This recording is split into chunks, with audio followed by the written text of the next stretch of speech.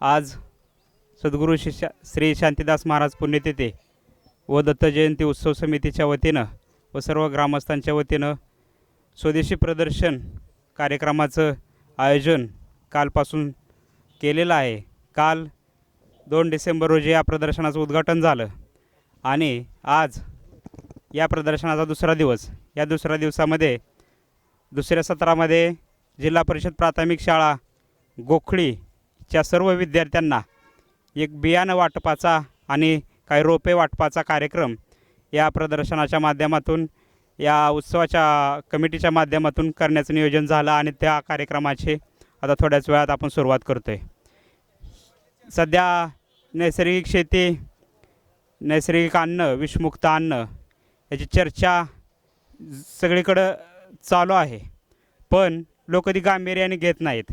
आज मोठे माणसं ह्या गावचं क्षेत्र जर बघितलं ते 5-6 हजार एकर क्षेत्र आणि त्यात नैसर्गिक शेती किती केली जाते, लोकसंख्या किती, गायींची संख्या किती, ह्याचा जर समतोल साधला तर 1 ते 2% शेती केली जात नाही। एकूण शेतीच्या आणि एकूण लोकसंख्येच्या 1-2% गायींची संख्या नाही आहे।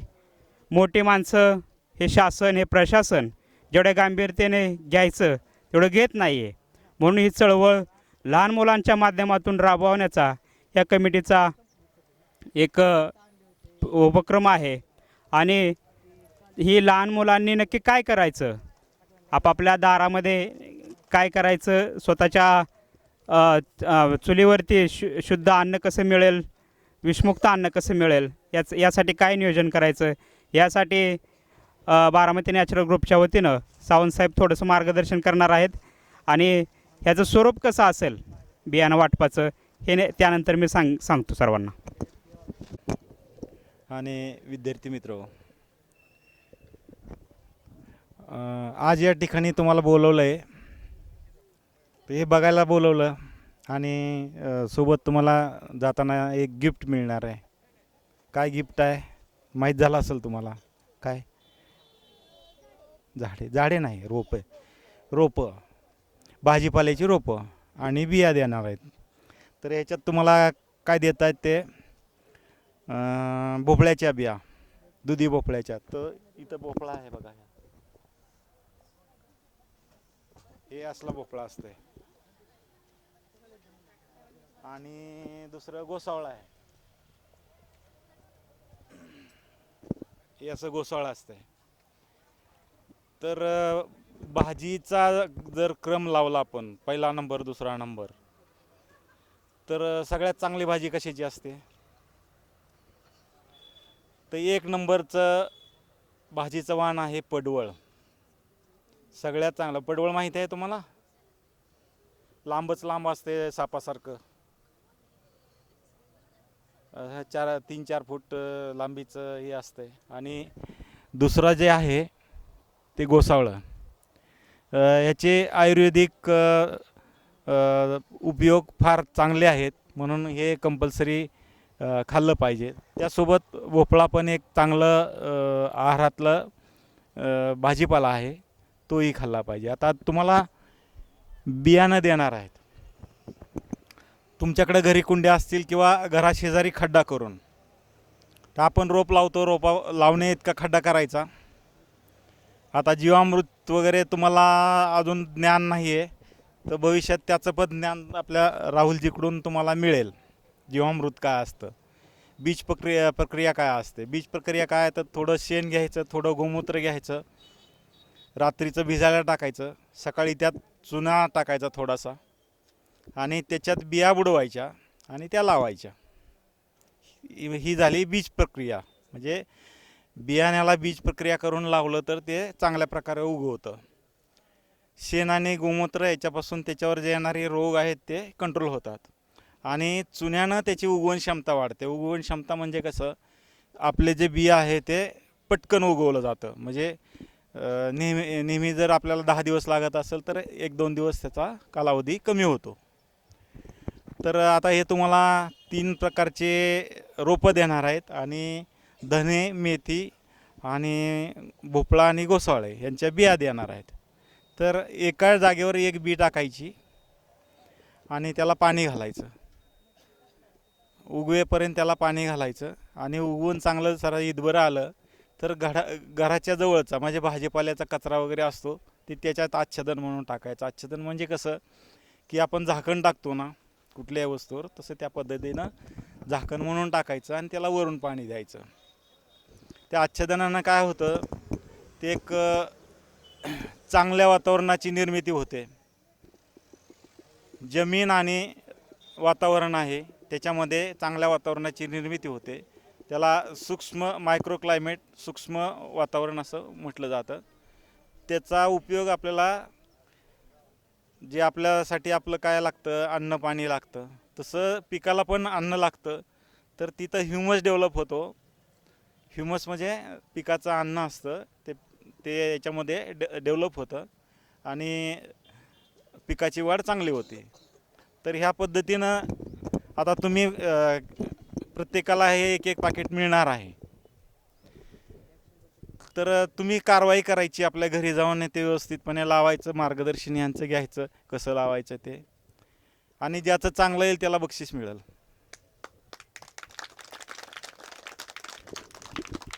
राहुलजी सांगतील ते बक्षिसाची रक्कम ठरवतील, तेवढी रक्कम ज्याचं चांगलं येईल त्याला ते बक्षीस म्हणून मिळेल.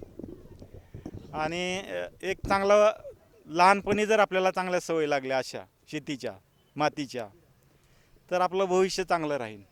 भविष्यात तुम्हाला कसं झालं, पूर्वीचा काळ खूप चांगला होता, सगळ्यांना चांगला आहार मिळायचा, म्हणून अशा तब्येती चांगल्या राहिल्यात लोकांच्या. 80 वर्ष 90व्या वर्षी पण चांगलं जीवन जगतात ते. तसं तुम्हाला महत्त्वाचं काय करायचं आहे, तर आता तुमच्या तर ठेवायच्याच, पण आपल्या मित्रमंडळीच्या पण व्यायामानं, चांगल्या खाण्यानं तब्येती सुधारायच्या. म्हणून आपल्याला काय करायचं, तर आपला आहार पण चांगला झाला पाहिजे. डॉक्टरांनी काल सांगितलं की बाबा 10% डॉक्टरांचा उपाय आणि 90% आहार. म्हणजे जास्त मेरिट कशाला आहे, तर तुमच्या आहाराला आहे. तर आहार चांगला ठेवून तुम्ही स्वतःची प्रगती करा, स्वतःचं आरोग्य चांगलं ठेवा. तुमचं आरोग्य चांगलं राहिलं तर देशाचं आरोग्य चांगलं राहणार आहे. जर तुमचं आरोग्य चांगलं राहिलं तर तुमच्या आरोग्यासाठी, आजारपणासाठी खर्च होणार नाही. जो होणारा खर्च आहे तो वाचेल. तो वाचला तर पर्यायानं आपल्या देशाचं उत्पन्न वाढून जातं. एक प्रकारे आपण एक देशसेवाच करत राहणार आहे. तर अशा पद्धतीनं काय विधी आहे, कसं कसं लावायचं, राहुल सरांच्याकडून समजून घ्या आणि प्रत्येकाने आपलं रोप चांगलं येईल, त्याला भाज्या चांगल्या लागतील. टोमॅटो दिलं आहे, मिरची दिलं आहे, वांगं दिलं आहे, त्या प्रत्येकाला चांगलं फळं येणार आहेत, भाज्या येणार आहेत. तर ते ज्याचं चांगलं येणार आहे त्याला निश्चितपणे बक्षीस दिलं जाईल. 1, 2, 3 नंबर काढावेत यांनी. काय असेल ते बक्षीसची रक्कम आमच्या ग्रुपमार्फत आम्ही शेअर करण्याची तयारी ठेवू. धन्यवाद सगळ्यांना. तुम्हाला काही रोपं आम्ही देणार आहे आणि काही बिया आम्ही देणार आहेत. ती कशासाठी देणार आहे, तुम्ही कुठेही शेतात, कुणाच्याही शेतात जाऊन लावायच्या नाहीत, कुणाच्याही दारात जाऊन लावायच्या नाहीत, कुठे रस्त्याच्या कडेला लावायच्या नाहीत. तुमच्या ओट्या शेजारी, पायरी शेजारी ज्या गोष्टी लावता येतील अशाच आम्ही तुम्हाला देणार आहे. त्या लावण्याकरता थोडे खड्डे घ्यायचे, त्या बिया लावायच्या, त्याला मस्तपैकी थोडंसं पाणी घालायचं. फक्त 2-2 बोटाचे खड्डे घ्यायचे, जास्त खोल घ्यायचे नाहीत. आणि त्या बिया अशा आहेत, थोडंसं मेथीचं बी आहे भाजी म्हणून, धने आहेत भाजी म्हणून, त्याच्याबरोबर भोपळा आणि घोसावळ्याच्या 5-5 बिया आहेत.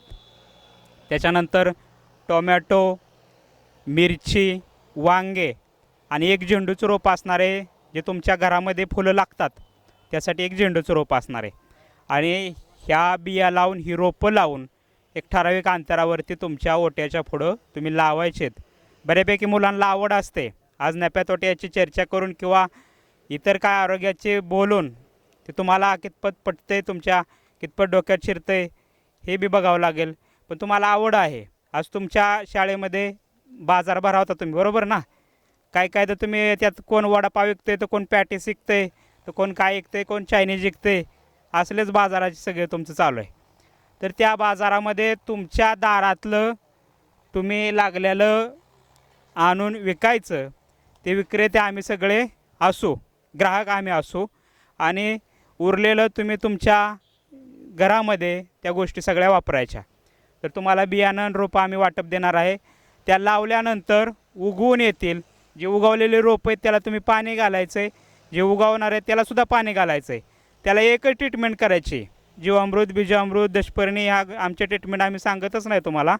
फक्त तुमच्या दारामध्ये जे शेण आहे ते ओंजळभर शेण आणि त्यात थोडं पाणी मिसळायचं आहे आणि तो शेणकाला तुम्ही त्याला फक्त ओतायचा आहे एक आठवड्याच्या फरकाने. हे लक्षात येईल का करायला तुम्हाला?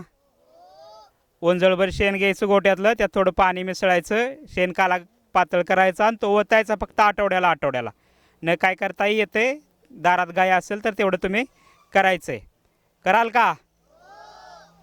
प्रत्येकाच्या घरी आम्ही बघायला येणार आहे. एक टीम असेल, तुम्ही ते लावलं आहे का, व्यवस्थित झोपलं आहे का, आणि ते तुमच्या शाळेमध्ये विक्रीला आणण्यासाठी आम्ही एक टीम नेमणार आहे. तुम्ही किती जणांनी चांगलं आणलं आहे का त्याचं बक्षीस काढणार आहे आम्ही.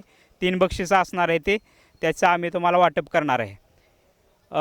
हे बियाणं देण्यासाठी ज्यांनी अर्थसहाय्य केलं ते आमचे मार्गदर्शक श्री तानाजी बापू गावडे सवई व त्यांच्या सौभाग्यवती सुवर्णाताई गावडे सवई यांना मी विनंती करतो की आपल्या हातानेच आपण या बियाण्यांचं या विद्यार्थ्यांना वाटप करावं.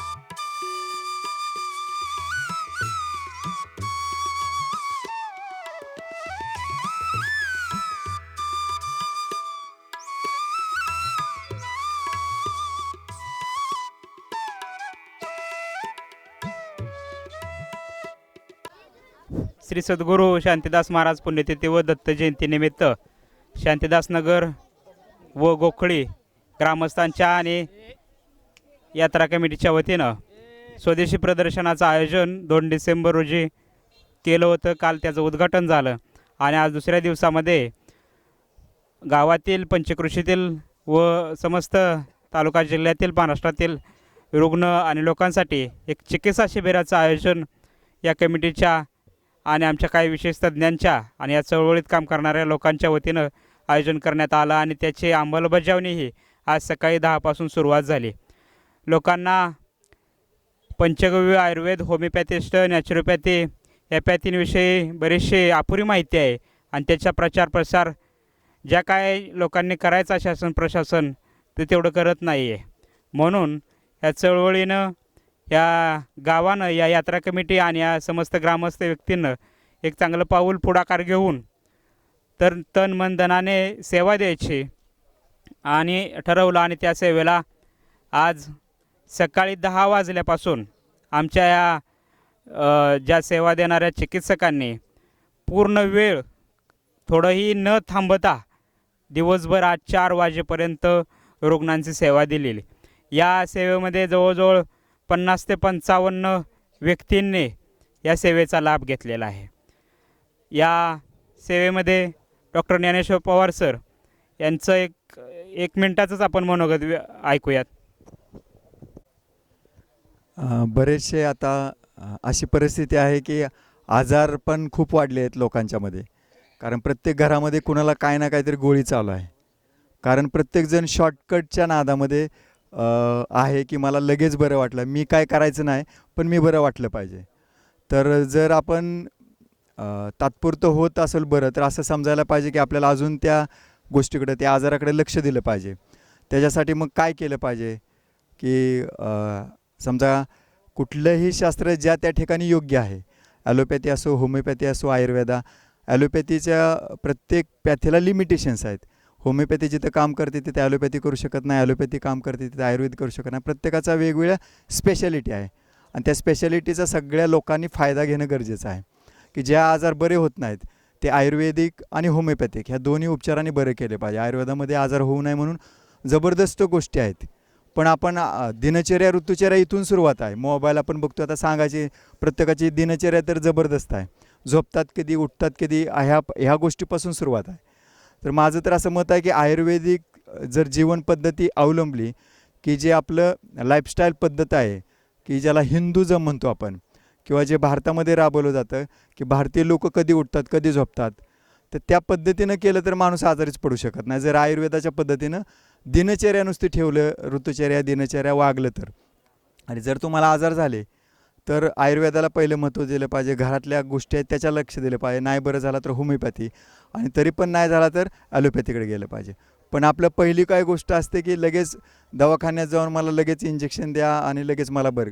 ह्या लगेच बरं करण्याच्या मुळं की आपण पटकन डॉक्टरला पण लगेच गुण येण्यासाठी वेगवान काम करणारे औषध द्यावं लागते, की त्याच्यामुळं काय होतं की थोडाफार औषधांचा दुष्परिणाम होतो. आणि त्या दुष्परिणामांचा आता बरेचसे आजार आलेत की औषधांच्या दुष्परिणामाचे आजार आलेत. तर लोकांनी पण काय केलं पाहिजे, आयुर्वेद होमिओपॅथी या पद्धतीचा उपचार घेतला पाहिजे. आणि या पद्धतीच्या अगोदर पण मी सांगू इच्छितो की आपलं आरोग्य आपल्या हातात ठेवण्यासारख्या गोष्टी आहेत. काय गोष्टी आहेत की आपण आजारीच पडू नये म्हणून, जसं की आपण आयुर्वेदामध्ये सांगितलं आहेत योगासन, प्राणायाम, ध्यान या गोष्टी केल्या पाहिजेत आपण. की ध्यानामध्ये खूप शक्ती आहे, खूप प्रचंड ताकद आहे, याचा अनुभव पण घेतला पाहिजे. आता आपण काही वेळानंतर त्या गोष्टी बघणारच आहेत की ध्यान केल्यानंतर काय होऊ शकतं. तर सांगणं एवढंच आहे की स्वतःचं आरोग्य स्वतः आपल्या हातामध्ये ठेवा. त्याच्यासाठी स्वतःला स्वतः वेळ द्या. आपण अख्ख्या जगाला वेळ देतो या, पण स्वतःला वेळ देत नाही.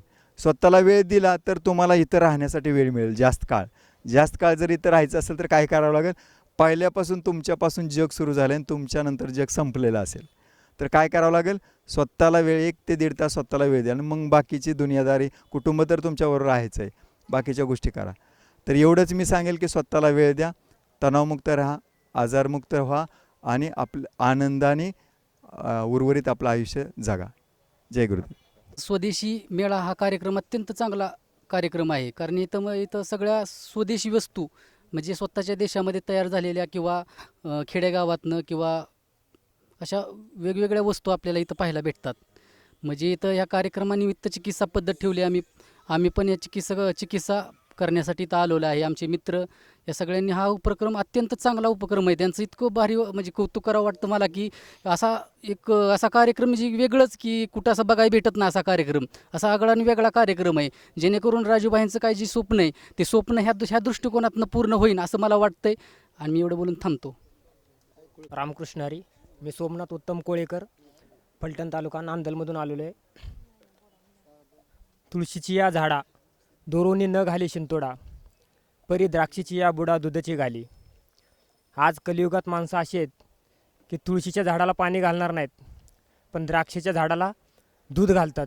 अशी ज्ञानेश्वर महाराजांनी त्यावेळेस ओवी लिहून ठेवलेली आहे आणि तशी परिस्थिती झालेली आहे. परंतु या ठिकाणी तसं नाही. या ठिकाणी सगळी तुळशीला जपणारी माणसं आहेत आणि आयुर्वेदाला जपणारी माणसं आहेत. त्यामुळं ह्या आयुर्वेदिक गोष्टी आहेत, आयुर्वेदिक वनस्पती आहेत आणि आयुर्वेदिक ऑर्गॅनिक जे बियाणं आहे, हे जर आपण आत्ता नाही जपलं तर भविष्यात फार मोठा धोका होणार आहे. आज फास्ट फूडचा जमाना चालला आहे. फास्ट फूड खाऊन लोकांचं कॅन्सरचं प्रमाण वाढलेलं आहे. तर ह्या सगळ्या गोष्टीपासून जर वाचायचं असेल तर एक आणि एकच पर्याय आहे, ते म्हणजे आयुर्वेदिक. धन्यवाद. रामकृष्ण हरी. हा जो स्वदेशी मेळावा, मला असं वाटतं की हा कार्यक्रम गावोगावी व्हावा. म्हणजे याच्यामधून जे स्वदेशीबद्दल लोकांमध्ये जी होणारी जागरूकता आहे, आज काळाची गरज आहे या गोष्टीची. लहान मुलांना जे हे शाळेतील मुलं बोलवली, स्वदेशी बियाणं, नैसर्गिक शेती, हे जे काय आहे हे जगापर्यंत पोहोचणं खूप गरजेचं आहे. रासायनिकमुळं जे होणारा जो ऱ्हास आहे, जे जीवनाचं जे होणारा जो ऱ्हास आहे याच्याबद्दल लोकांमध्ये जागरूकता होणं गरजेचं आहे. आम्ही सकाळपासून म्हणजे 10 वाजल्यापासून आता महाराजांच्या विचाराने म्हणजे त्यांनी सांगितल्यामुळं आम्ही इथं आलो. आमचे मित्र धनराज गावडे यांनी आम्हाला बोलवलं. हे सगळे जे डॉक्टर आहेत यांनी सकाळपासून खूप सेवा दिली. हे काम व्हायला पाहिजे सगळीकडं गावोगावी. हे करत नाही कोणी. आज जो तो आपला खिसा भरण्यात म्हणजे सगळीकडे व्यस्त आहे, सगळ्याला माहिती आहे. पण हे जे मोफत होतं आहे सगळीकडं, जे सगळीकडं होत नाही, हे आज गावोगावी व्हायला पाहिजे असं मला तरी वाटतं. थांब. म्हणजे ही जी राजूबाईंच्या ही राजूबाई म्हणजे आमचा जीव की प्राण आहे. म्हणजे त्यांच्या प्रेरणेने आम्ही सगळी एकत्र आहोत.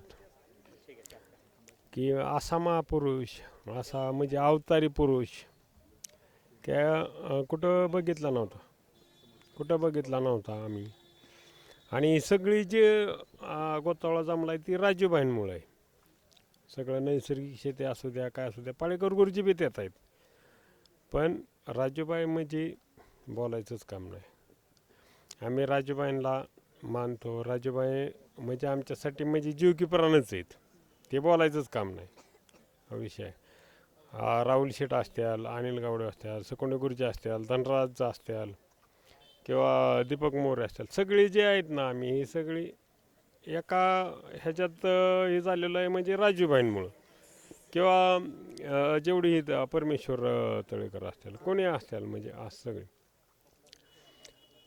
म्हणजे आम्ही 2013च्या आधीपासून राजूबाईंना ऐकलं की आम्ही म्हणजे असं म्हणजे एकदम म्हणजे राजूबाई म्हणजे बोलायचंच काम नाही. हे सगळे आमच्या जे आहेत का नाही कार्यातली सगळी माणसं ना माहीत आहे की राजूबाई आमच्यासाठी काय आहेत.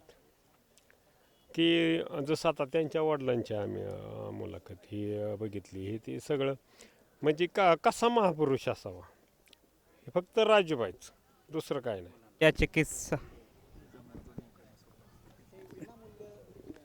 मोफत चिकित्सा निदान व पंचगव्य मोफत सल्ला व होमिओपॅथीची मोफत औषधं डॉक्टर ज्ञानेश्वर पवार सर, ही पंचगव्यची टीम सगळी, आयुर्वेदातज्ञ सकाळी स्वप्नाली गावडे, डॉक्टर प्रतापराव कदम, डॉक्टर कुंभार डॉक्टर, त्याचबरोबर या सगळ्या डॉक्टरांनी विशेष सहकार्य सेवा दिली. आणि ह्या सर्व चिकित्सकांचं या ग्रामस्थांच्या यात्रा कमिटीच्या आणि सर्व आयोजकांच्या वतीनं शतशः आभार. आणि अशीच आम्हाला सेवा लाभत राहो. खूप खूप धन्यवाद सर्वांचे. कार्यक्रम पत्रिकामध्ये जिल्हा परिषद प्राथमिक शाळेच्या मुलांना मोफत बियाणं वाटप, या बियाणं वाटपाचे सौजन्य आमचे गावडे परिवार